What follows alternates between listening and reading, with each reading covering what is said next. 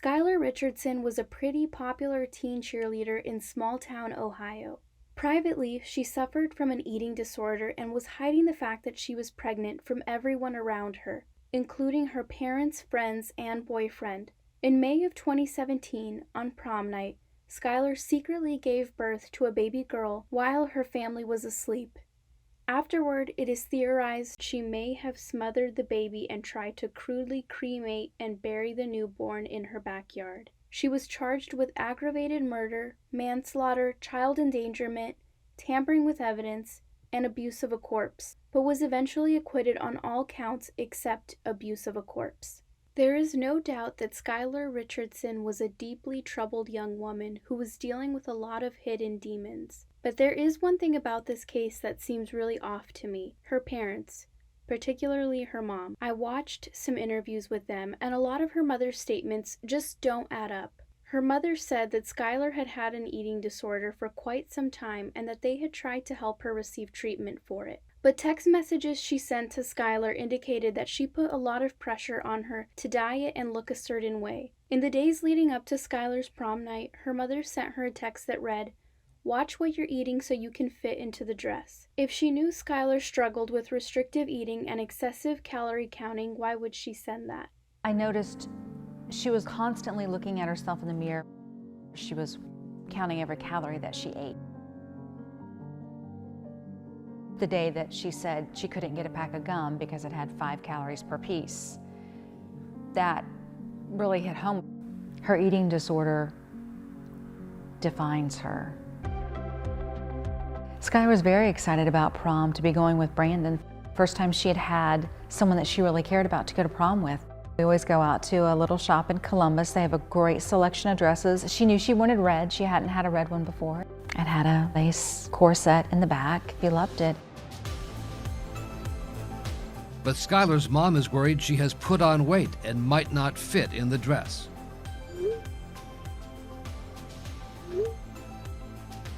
Her mom reminds me of one of those pageant moms. She seems to view Skylar more like an accessory and a way to gain status and cultivate this image of the perfect, attractive family, rather than viewing her as a real person. So I don't think Skylar's eating disorder fell out of the sky. I think it was the natural result of her mother placing an overemphasis on her looks and appearance while placing an underemphasis on her emotional and mental well-being. She kept everything a secret. She always has. Some people are naturally more reserved. Some people do hold their cards close to the chest. But was Skylar just naturally more private, or did the dynamic of her relationship with her parents make it so that maybe she felt she couldn't confide in them? Maybe it is not that she didn't want to confide in her mom. Maybe she felt that she couldn't. This is really tragic. If she couldn't trust her parents, the two people who know her best and are supposed to love her unconditionally, who could she trust? No one, and that's exactly what happened. Skylar decided to deal with her problems on her own instead of reaching out for help. It is quite dangerous for young people to not have any adults around them that they can confide in for advice and help. And this situation put Skylar at a big disadvantage. She didn't have the tools or information to advocate for herself or make good choices. I would compare Skylar's situation to trying to find a light switch in the dark in an unfamiliar room. Skylar was not equipped to navigate this situation on her own. I always get stressed out because if her hair's not right, with girls, they've got hair, nails, makeup, the whole thing. She wasn't exactly happy with herself, but she never is. This is a weird way to dismiss your daughter's emotional and mental struggles. Her mom gets stressed out if her daughter's hair and makeup isn't right, but she makes light of her inner troubles with that cavalier, "well, what can you do" attitude. In this next clip, Skylar's mom talks about how she took her to get birth control, and that when she came out of the appointment, it was apparent that she had been crying. This is presumed to be the day that she found out she was pregnant.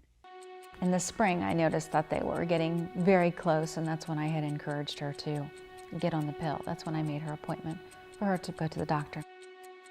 I went with her. I sat in the lobby. She went back by herself. When she came out, I could tell that she had been crying, but I wouldn't say that she was horribly shaking or upset. I could just tell that she'd been crying. Well, even if she's not horribly shaking crying, she still should have bothered to ask her what's wrong and if she's okay. 2 months after Skylar buried and tried to cremate the baby girl, she goes back to the medical facility where she was informed of her pregnancy.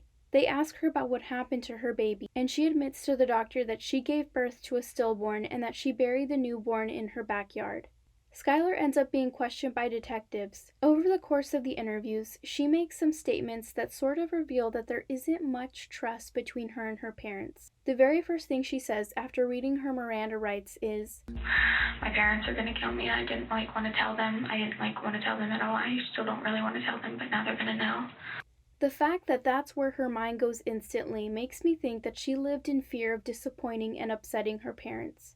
She isn't thinking about the baby or herself. She's already just worrying about her parents' reaction and how they will handle the news.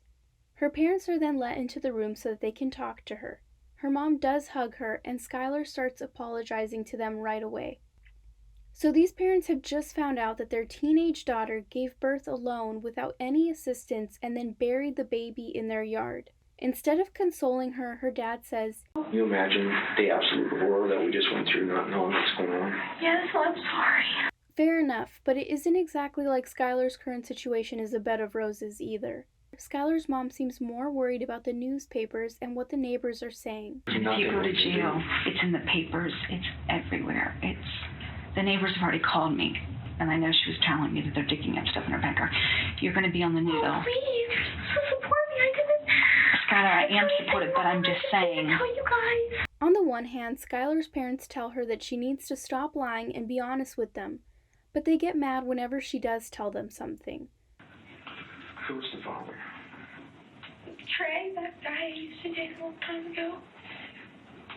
You lied to me about him. You lied to me about so much, and now you're going to lose Brandon over this. Skylar. Okay, now you did lie. Well, not about that. I didn't hurt her. They fail to see how they are part of the reason why Skylar routinely lies as a way to avoid disappointing others. Can I please hold your hand, Mommy? I'm sorry. Fine, why didn't you just tell us? I didn't want you to be mad at me. Skylar was charged with aggravated murder, manslaughter, child endangerment, tampering with evidence, and abuse of a corpse. Even the Warren County prosecuting attorney commented on how obsessed Skylar's family was with looking the part. Skylar and her family were pretty obsessed with external appearances. The case boiled down to whether you believed Skylar was a damaged, confused teenager who did a horrible, horrible thing, or whether she was another Casey Anthony. I think it is possible for someone to do terrible things when they are scared and feel that they are under pressure. In this case, it seems like Skylar was operating under a lot of pressure from her family. She was supposed to play the role of a happy-go-lucky, pretty cheerleader. It seems like she was a bit of a people pleaser. She was more worried about upsetting others than doing the right thing.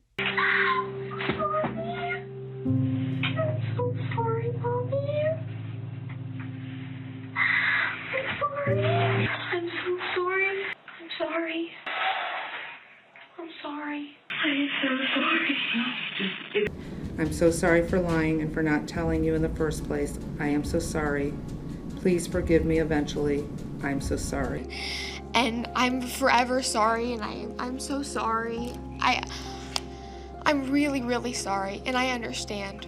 In the end, Skylar was acquitted on all counts except abuse of a corpse, but the judge did have a powerful message for her.